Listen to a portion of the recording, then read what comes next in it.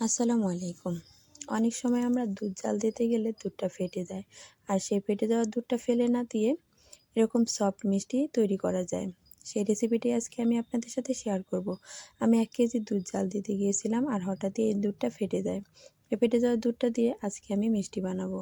প্রথমে আমি একটি সুতি পাতলা কাপড়ে ফেটে যাওয়া দুধটা ছেঁকে নিয়েছি। ছেঁকে নেওয়ার পর এরকম ঝরঝরে ছানা বের হয়েছে। এই ছানাগুলোকে হাতের সাহায্যে সুন্দর করে মাখিয়ে নিয়েছি।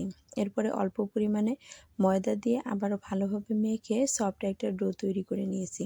এরপর ছোট ছোট করে লেচি কেটে ২ হাতের সাহায্যে গোল গোল করে গোল মিষ্টির মতো করে তৈরি করে নিলাম।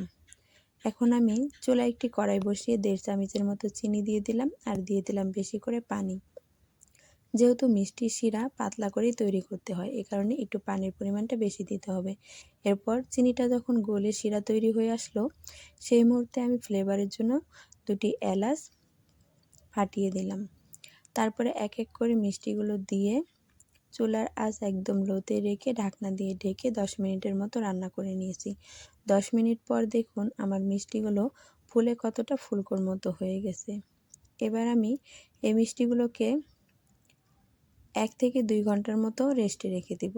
এই তো দেখুন ১ থেকে ২ ঘন্টা পরেও আমার মিষ্টিগুলো কতটা ফুলকোই রয়েছে আর একদমই কিন্তু ভেঙে যায়নি। আর মিষ্টিটা দেখুন কতটা নরমই রয়েছে।